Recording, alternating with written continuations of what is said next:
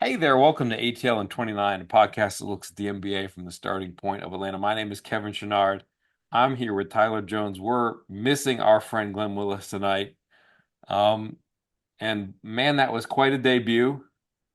But Tyler is upset about the TV product, and I've got to give him a chance to say his piece. What's wrong, Tyler? I mean, it's not. So it's like it's a thing with the kids these days, Kevin. Uh, they all have the same hairstyle, which is the afro, curly afro. Zachary Ricochet is doing it. Jalen Johnson is doing it. Kobe Buffkin is doing it, and Dyson Daniels is doing it. They're all doing it. The issue is that with the way the camera's set up in the NBA, it's the side profile, and because it's not, we don't see their number. We don't get to see their number on the television screen, especially on defense. I noticed this on defense very like because I literally there are multiple possessions where you literally cannot tell between Dyson, Zachary, and Jalen, particularly. And sometimes Kobe. It depends on where he is on the screen, but like you can't tell where each of they are on the floor. Like you really can't. Like I'm like because there was one play where it was actually Ricochet who had swiped at the ball, but Dyson was the one who got the steal. I'm like, wait a minute, I thought it was the other way around. I'm like, okay, they gotta change their hairstyles. They gotta do something else. They can't all have the same hair. We all can't have the same look, guys. Somebody get dreads, somebody get braids, somebody somebody maybe go with the low taper fade. Like you guys got to branch out a bit because on the television, I'm telling you, people can't tell you guys apart.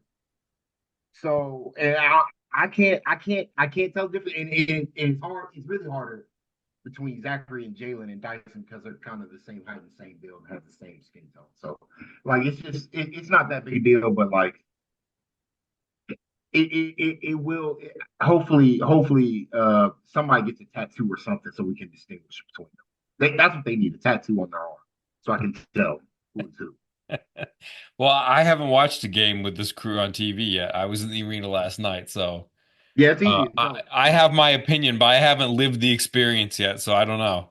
I do think somebody has. I've seen other people mention specifically of that group, the Dyson Jalen thing. I think that's the one I think people are saying is most common, but okay. It's pretty rough. It's pretty rough because Jalen got like multiple steals, and I thought it was all Dyson who did that. I'm like, these boys, like, come on. I mean, they're all the same age too. One of them has to get a tattoo. One, like somebody's got to bite the bullet, get a tattoo, nice sleeve on the arm, so we can tell the difference, guys. If you don't want to change your hairstyle, We'll have to hook him up with Garrison. Glenn has appeared. I lied to everybody in saying that Glenn was not with us tonight. Glenn is with us. Glenn, I are you am. I there? think, yeah, things. My voice is terrible because I'm sick, but got back in time to jump in here. So happy to hear what you guys have to say about that fun game last night. You missed a scintillating discussion about haircuts. No, I saw that on Twitter today, so I think I'm up to speed. we've come to the conclusion one of them needs to get a tattoo. Garrison's One of got them to needs a speak tattoo. up. Yep. They got to draw straws, or like what's going to happen there? I think seniority is going to play a part. So Zachary, unfortunately, he's a nice boy, sweet. Like I don't. To get serious for a second here, because now I'm thinking about it. Like, actually, I want to ask you, Kevin, so we get started here. Like, Zachary Ricochet just comes off as like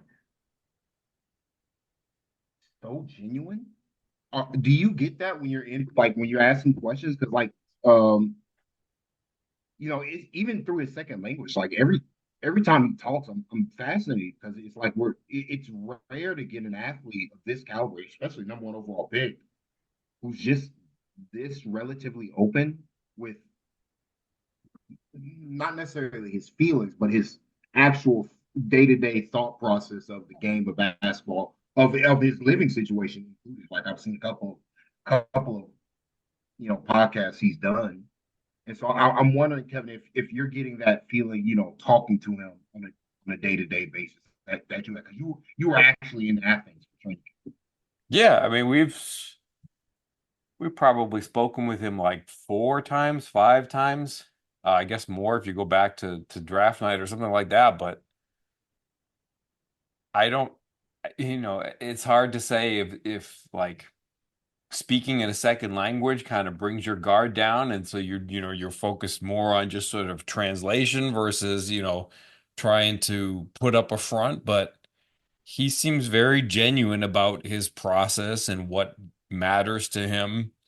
And I think when you hear him discuss what matters to him, it's a very egoless sense of basketball. Like, I just want to do the thing. Like, and he knows that he's talented, but it's not a vain sort of version of that. It's just that I have this talent and I would like to be successful. So I'm going to explore what I'm good at and try to make that work.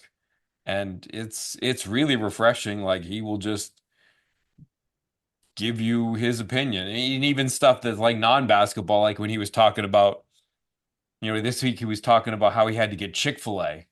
Trey Oh yeah. calls him up, the afternoon of media day. It's in between media day in Atlanta and when they're going to make that bus trip out to Athens.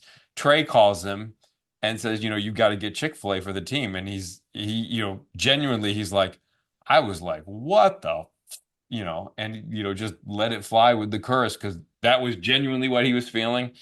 And, he very meticulously described the process. He mentioned how, he's like, hey, Mo, I got to figure out what to do here. Mo helped him and he just did it. And, he's just, when you talk to him, the thing that went through my mind is like, I could see Kyle and Landry and when talking to him in the pre-draft process and being like, okay, that's the kind of player that we want. And another thing that he was just very matter of fact telling us this week, and because we can see it and ask him about it, it's like, Ryan Schmidt's the one that's working with him. And they were there today. There was a couple, maybe like a 2-on-2 game going, but everybody else had cleared out of practice. And, Ryan Schmidt and Zachary were just sitting there chair by chair next to each other, an hour after practice had ended when everybody else was gone. Like, they're just serious about it. And, you know, you wouldn't normally say, a 19-year-old is just kind of a businessman here to do business. And it's not like it's a joyless business. You could see that in the way he played No, last night, yeah, he but doesn't. it's business and he takes his job very seriously. And now I think about it, I think this is like a part of this is he's probably been humbled in a way that American prospects in all avenues of sports aren't humbled until they get to the professional or even college ranks. Because he was a professional athlete at like what 16. So he's having to, it's not just that, and I think he talked about this where he basically said, when I stepped on the floor, every game mattered, every possession mattered. There was no, you know, I had to figure out how to be an effective basketball player playing against bigger, stronger, faster people than what I was at the time. Um, so I just think from his perspective, like that's why you see a level of maturity in his game, actual game on the floor. Because we talk about what he did on the floor. Like that's just the overall takeaway I had. Like I mean, the shot making was great. The passes were, the passing. He continues to flash passing that he didn't show in the pre-draft process. But what I felt that he had some in his bag based on some highlights I saw. Like he's continued to flash what he showed in summer league, and he showed that again last night. Not just the flashy passes, but like the standard. Oh, I'm gonna do a head fake, dump off pass to the big roll into the rim for a foul layup attempt. So like, And he doesn't make bad passes. Like, if you're going back to summer league, he's got like 3 turnovers in like 70 minutes. It's like, he's not, it's not like there are good passes and every now and then there's a mistake. Like, he hasn't, how many bad passes has he thrown in a Hawks uniform? Maybe one. Like, he's just not doing that. it's just like he's seeing the floor, reading like basketball could be a simple game if you can make it simple. And like he plays a simple game, and like it's and this team is playing simpler. I wonder if Glenn want to speak on this a bit. I feel like transition is granted it's the Pacers. Can't stand I can't stand watching them play, but like you know it's apparent the Hawks want to play faster. They want to play more in transition. That leads to easier opportunities. That leads to easier process in the offensive end where you're not constantly reinventing the wheel, which is what we've seen in the Trae Young era of half court, everything relying on Trae Young. Like I feel like Quinn really wants his team because we saw how the offense really didn't drop off when Kobe came in for Trae, where the offense was still being ran because they're we're doing the same principles. Where if we get it up quickly, we can get to our action side to side. If that's not there, we pass it to our big and we run DHO actions. And we flow to one side to the other. Pretty standard. But when you have weapons, when you got guys who can shoot, guys who can cut and finish at the rim, something the Hawks have not had outside of their bigs, it makes life a lot easier for this team. And so, like, I'm excited. Like this is like it's one game, but this is the kind of basketball the Hawks need to play if they want to advance from where they've been to potential contender status. I don't know if they get there this year, but like it's a good first step. Yeah. Yeah, it was interesting to watch last night. I mean, you feel like this is what Quinn believes in, right? And it felt like we never really saw that last year, right? It was Nope. still how do you make Trey and DJ work? A lot of pick and roll, a lot of ISO, and things like that. And it was funny because the first 4 or 5, 6 minutes, whatever it was, with Capella and Hunter on the floor, I felt like I was watching the game in November of last year. I was like, oh my God, it's still, it was the rhythm wasn't there, the pace wasn't there. And then when they kind of subbed in and got some of the younger guys in there, the pace picked up. And then when Hunter and Capella slotted back in, it was better. It was still different, when those guys were on the floor. I mean, Hunter made some good passes along the way and played faster. I thought that affected his shot. But there's just not a single player dominating the basketball in that game, right? They run a they It'll be interesting to see if the next game is different because in this game they were really attacking the middle. They'd put a guy in each corner and they would use the two guards in the 4 or the 5 in the middle of the floor to run that kind of 3-man, one at the elbow with either DHO or pick and roll. They ran a lot of snug pick and roll at the elbow 4 or 5 when Roddy was in. That's in the middle, enough. And when, say Trey and say Nance are working elbow pick and roll, if it's Veet or whoever else is out there is like lifting from the paint to the top of the key, and there's just that constant movement, that constant motion, Yep. right? And that's what Quinn believes in. And man, we didn't see that last year. I mean, honestly, a lot of that stuff is what the Celtics run with when they have 3 guards on the floor or maybe 4. They run that stuff where they're constantly putting pressure on you with motion. And I mean the Celtics won the title last year. No one's going to expect the Hawks to hit that level of proficiency here, but that's the stuff they're leaning into. And when you have off the bench guys like V, guys like Reshaped, if that's going to be where he's slotted in at the rotation to start the year, Kobe, other guys, then you can do that stuff, and so it's just it's really interesting. I mean, Nance unlocked a ton for them when he was on the floor last night. I mean, a ton, and it's just going to be interesting to see how we've talked about it all the whole offseason. How does Quinn navigate the center position? But their best play offensively was undoubtedly when Nance was at the 5 last night. Yep. Yeah, Nance at the 5, and really just operating as that hub big that the Hawks really haven't had. Now, I will say, I thought Capella in the second half had some really insightful plays out of the Yeah. DH, out of that hub position. Like he's gotten a lot better. And I am intrigued by what Capella is showing me on offense recently. It's not all just straight rolling to the rim. He's doing different stuff, more nuanced. It's a more nuanced game from him. And I feel like that started at the end of last year when he came back from his injury. So I want to see if he continues that. And I'm also interested, what does Okongwu bring to the table, and how does I think it's a good problem to have. To me, I think depth is a good problem to have because like it's not just the center position. I'm watching Veet Krejci play. I'm like, Veet's too good to not play. Kobe's too good to not play. Uh, but where are the minutes going to come from for them to play like, you know, 15 plus minutes a night on this team right now? Especially like because if both, you know, the 240 game you do, if you do it, like the minutes might not be there for some of these guys. Some guys might, Garrison Matthews might flat out not play. I would expect that from the rotation that Quinn had shown last night. Just Yeah. I think I and Bowie's going to play like so. So it's going to be interesting. But like to me, I think that's a good thing. I think this is a good problem to have. It's a good problem to be like, okay, you know, day X, I need more ball handling. I need more, you know, or I need more creation. Like Kobe, V, you know, what do you got for me? Like these are problems that the Hawks have not had since their Eastern Conference Finals run. Like when they were a deep team until the injuries hit.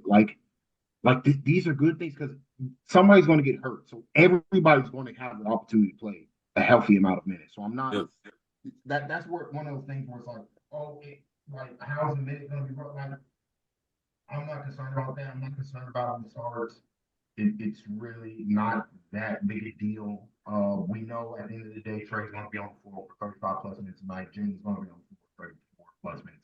Like, and then we'll figure it out the rest from there. So I'm not worried about that. But like, I mean, they they played with a real joy last night, and I want to see if this continues. Like that you can't fake enthusiasm the way I've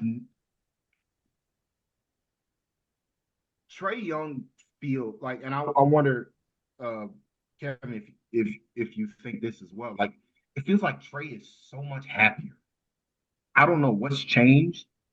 I don't know, but like there's like a. I mean, it just like just from my perspective, from how he's talking to the media, how he's talking, and how his demeanor on the court, like at least from this first preseason game, like it just feels like he there's a weight off his shoulder that had been there the last couple of seasons. Yeah. That's not there anymore. Like he's like free and loose and like I mean this is good for him. He's been I think maybe part of it is that he was putting too much pressure on himself internally. And now he's kind of like expectations have been lowered some, but he still expects to win. But there's a reasonableness that wasn't there before with him. So I'm wondering, Kevin, if you agree with me on that, where you feel like Trey's in a different headspace. Yeah, I think so. I think he's in a different headspace. You know, it's early, but it seems like, you know, for a number of years now, he either has not had uh the coaching plan in place or the roster that it just seems like it's been always something for, a number of years now, and now he's kind of got both, like, and it's tailored to his strengths finally. Like, Yes. it felt like when Capella got here, it was like, okay, Clint Capella being here is really kind of tailored to his strengths, but the rest of the roster never really felt like it was tailored to the rest of his strengths, and now it kind of does feel like it. Like, I don't know, it just feels like everything matches for him in a way that maybe it hasn't in a bit. So, yeah. Yeah, I think so. I think, for me, it's like when you go back to what 3 or 4 years ago, or whatever, it was like they drafted Trader on the offense. They drafted fives that could finish right at the rim, and they drafted wings that I think the idea was they'd handle all the defense, right? And now, I mean, there's this philosophy that your offense is a important part of your defense, making shots, setting your defense, getting back, and not putting all of this massive burden on Trey. Now, Trey has broad shoulders, metaphorically, and can handle a lot of offensive responsibility. But we've seen, like, when they've had their worst playoff performances when teams just said Trey's not beating us. They didn't really have anything in it. Now, what they're running now gets a lot more touches, a lot more people involved, a lot more motion, a lot more movement. And I thought it was a lot. I thought the workload Trey dealt with last night was so much different than what it's always So much been lighter. in so much lighter. I mean, it's like I put that one play on when it was I can't remember who was running the pick and roll on the side. I guess it was Him and Dyson. Dyson and Lance. Like you know, Yeah. yeah, The, and there was yeah, a couple times where it happened. It was a couple yeah, times. yeah, and you got Trey on the floor, you got Jalen on the floor, and two other guys are running offense, getting an easy shot at the rim. Like Yep. I was like, what is that? you know, But so that was impressive. Dude, There was Kevin, one play where it yeah, was like Trey had the ball just kind of at the top of the circle, and he just made the most basic, boring pass. It was just a pass to Dyson at the elbow. But, it's like, when has Trey played with somebody who is just going to absolutely blister that seam and finish at the rim? I guess Jalen is the answer, but like now it's Jalen plus. Like they have so much more that and if what you go back 3 or 4 years, it's like who's going to finish at the rim? And it's like the bigs are going to finish at the rim, but that Hawks never really had any wings that finish at the rim. Now they've got wings that put pressure on the rim, and that's just a whole different story. Trey could throw a pass that's to a wide open guy 8 feet away, and all of a sudden that's a great play because the eyes are on Trey, and all he has to do is just catch the thing and go at the rim, and there's the defense is focused enough on Trey that just a seam is a good play at this point. uh, there was that play. There was another play where Dyson just back cutted his man. When Trey got in trouble, he got trapped. Dyson just ran the baseline and back cut Siakam for an easy dunk to bail Trey out of a possession when he stopped his dribble. I'm like, how many times has it been where Trey gets trapped there and like he has to like pivot, nobody's open, he has to reset the offense completely. No, instead Dyson just makes a simple play and cuts to the rim and he finishes. And you know he's gonna finish through the contact. On that scene play, you knew the second Trey passed him the ball, Dyson, because of the way he was set up on the floor, he was prepared to drive straight to the front of the rim and get to the either make a dunk layup or get to the free throw line. It was obvious that was what the next play was going to be. That has not been the case. When Trey's made that pass, the guy who's gotten that ball, which has been DeJounte or a lot of the time, DeJounte gets the ball, he holds it, the defense resets, yes, advantage is lost. yeah, So many times the advantages were just being lost every time Trey got off the ball. Now, I mean, I saw it with Ricochet. He just passed the ball up to Ricochet. Ricochet makes one dribble, passes it back to Trey, and then Trey lobs it up to Jalen on the other side of the floor. And it's like, because Trey is freed up because he doesn't have the ball in his hands. Defense not paying attention. Just a small cut, lob, easy play. I'm like, that's not something that's been in the Trey Young package for his career. So like I can feel there's something to this is what they're doing in practice. This isn't surprising. What Ricochet did last night wasn't surprising to his team. They were happy for him, but they've seen him do it all through camp. That's what, and because I know they've seen him do it because they trust him to do it. They give him the ball when he's open. They look for him. They're throwing it to him diving to the rim as if he's a 7-foot center. This is not. I'm watching Jalen bully ball people. At the front of the rim, like that's not something Jalen was doing last season. We wanted him to do it. He never really committed to that physicality aspect of the game, especially when he was going up against smaller players. Like he was really getting after. He's putting guys, on their butts. And like yeah. I thought one time he got called for an offensive foul. It wasn't really an offensive foul. He just absolutely bullied the dude. Yeah. And he just fell down. So I'm like, this is different. So we'll see it again. I always gotta couch it with they did play the Pacers, don't play real basketball. So that's a topic for another day. But like, Yeah, the thing with Jalen that's interesting is you saw the aggressiveness, but you also saw a lot of skill, right? he played well with his back to the basket. He had made good decisions with his back to the basket. You know, when he had mismatches, he and his teammates helped him attack one on one when he had the mismatch. They weren't dragging a second defender into his space, you know, and things like that. I mean, Quinn talked all last year about sometimes the best way to create spacing is just to stay out of the way. He said that 3 or 4 times that recall last year. But that next level, and I don't know if I mean, I don't want to limit him, but when he learns to combine the power and the athleticism and the skill all in the same play, yeah, when he puts that all together, that's all-star Jalen, right? And last night was very encouraging because there were times you saw like, here's a 6'3" dude sitting in the paint. I'm just going straight to the rim. Hey, good. We didn't see that consistently last year. A lot of times it was finishing around a smaller defender, rotating into the paint or whatever. It's like, come on, man. You're 60. Come on. But there were other times when the skill and the sort of deliberation kind of served him well. I just thought he was more situationally decisive last night in a way that we weren't really seeing with any consistency last year. Kevin, you were in the building. Did he was it different watching him last night as much as it seemed like to us on TV maybe? Yeah, I think so. I think it was a little bit different. And, you know, I think it took him a few minutes at the beginning.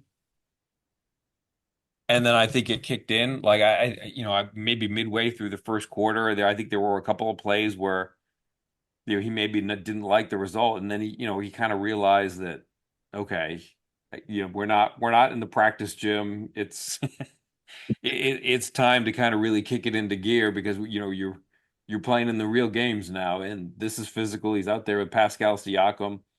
That I think there was a small adjustment, but I think midway through the first quarter onward, I think he had settled into that in his own mind. Yeah, yeah. My other favorite thing I know was the Pacers, a blend of their second and third unit, if we can call it that. V in the pick and roll. My goodness, where'd that come? Like he was snaking the pick and roll. Yeah. He looked like Chris Paul snaking that thing. And again, these were, the Pacers 12th, 13th, 14th, 15th, whatever, guys they were. So you want to put that into context, but he was still like just showing a lot of decisiveness, a lot of your word I saw used today and maybe last night or today, Tyler, confidence, right? He was showing so much confidence in his skill set. And for me, like if you ask me like who's the guy that I don't really have any idea how many minutes he plays as a V, right? It feels like he's going to force his way on the court because of the secondary very really high level secondary creation, the defensive versatility that he has. He can defend point guards, right? And just the length and all that sort of. It's like, how does Quinn not play him a lot for Yeah. a guy who doesn't start? I mean, it's kind of wild. And then on the other side, Kevin, I don't know. Like every time I was watching last night, right? They started off the game on defense, a lot of pill switches. And maybe describe that real quick. Like, say a guy's defending a guy at their 3-point break, and he gets past the on-ball defender. The guy from the corner rotates in and gets in front of the ball handler. The guy who was on the ball handler rotates to the corner. Right? It's that kind of pill switch.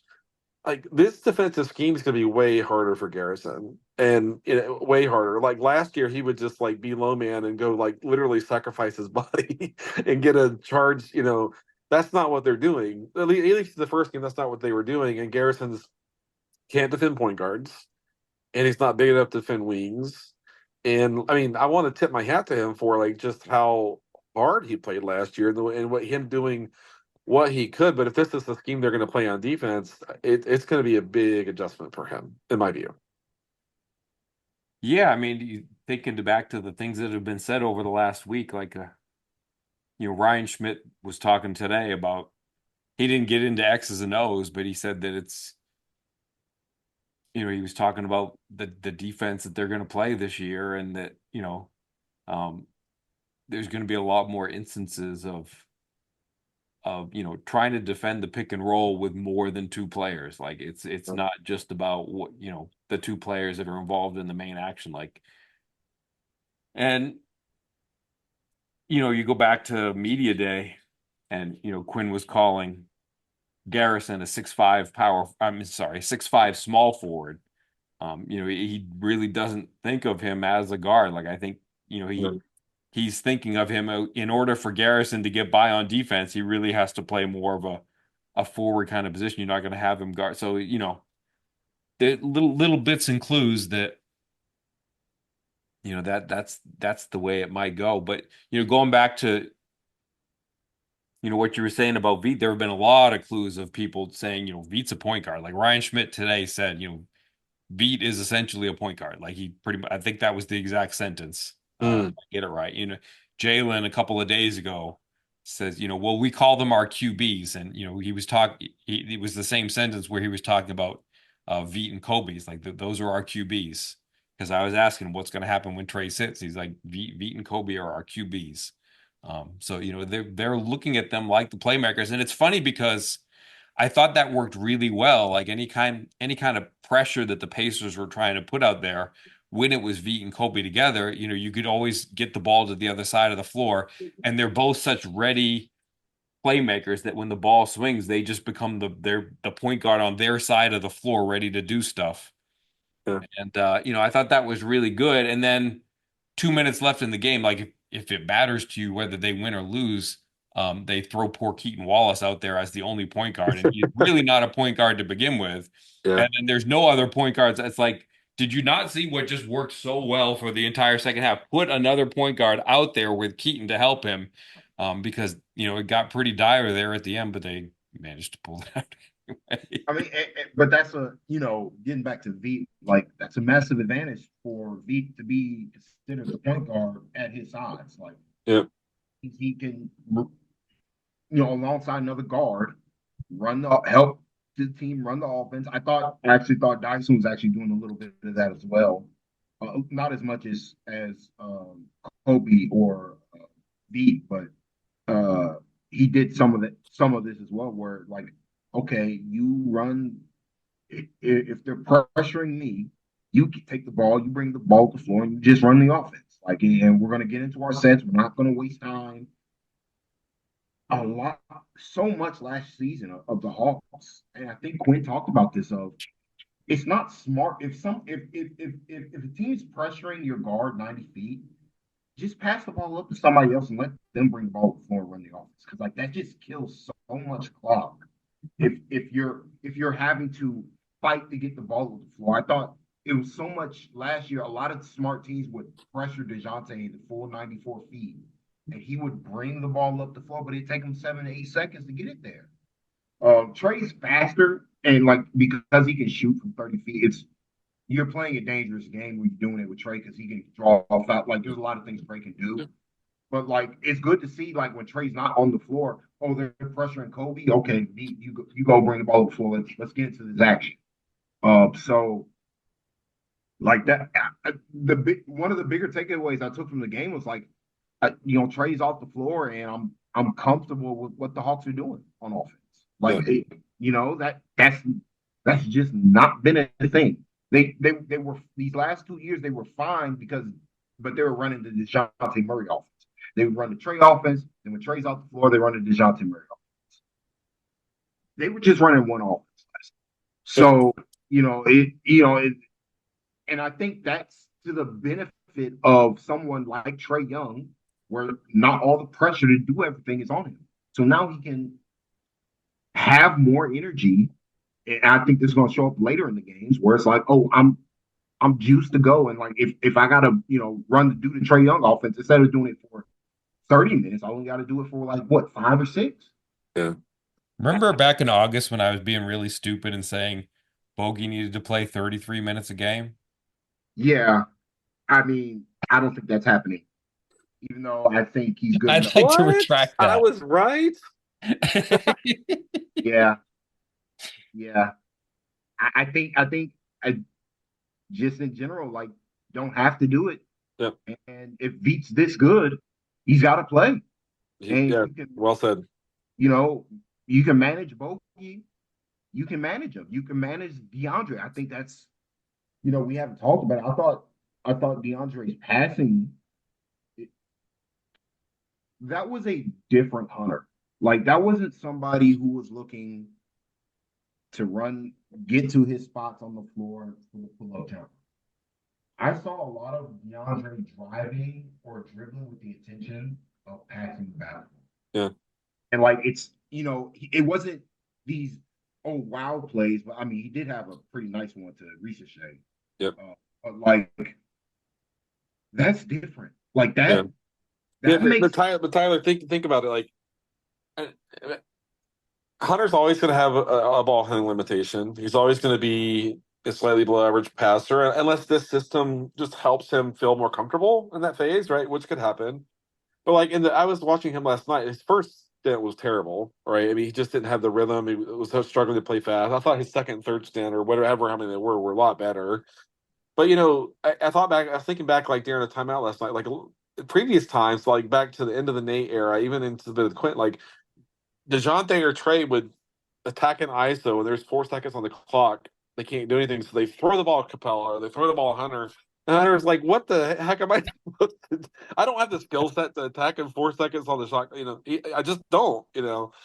And so what happened last night was in the flow. It was in the system, in the scheme, in the process, and it looked like the things that DeAndre was being asked to do were things that he was prepared to do. Yeah. More so than I mean, the Hawks used to get themselves into real. I mean, a lot of even last year, their clutch numbers were horrible. And late in close games, they were atrocious. A lot of that was just getting into late shot clock and like, oh, Clint's got the ball 11 feet from the rim on the baseline with 3 seconds of the shot clock, right? Did that happen one time last night? I don't remember it happening last night, but I mean, I don't want to sit here and say like, oh, Hunter's going to turn into this magical passer. None of us expect that. But I mean, if everyone buys into the system, and Hunter is not catching the ball in a disadvantageous kind of time and situation, then he should be more constructive in those areas. I still think all of us think V can do more with the ball in his hands than Hunter can, right? Of course, we think that, right? Kobe, in the same place, Ricochet right there too. But I mean, Hunter's size on defense is helpful in some situations, in some matchups. And if he's good enough in those areas, then he's more of an option than some Hawks fans might think he is. What will help DeAndre a lot is Dyson Daniels. Because boy does he set back screens and like cuts to the rim with no intention of getting the basketball. Like he makes the game of basketball easier literally for everyone because that's just the way he plays. Ricochet does a little bit of that as well. So I think that's gonna really help somebody like Hunter who's a slower, like not as quick a processor as these other guys. Yep. It was fun. All right. Yeah, it was fun. Maybe we can do this again in a few days once we've all come down off the high. Sounds good. Be Good a night, little Bob. more sober. All right. Good night, Good Bob. night, Bob.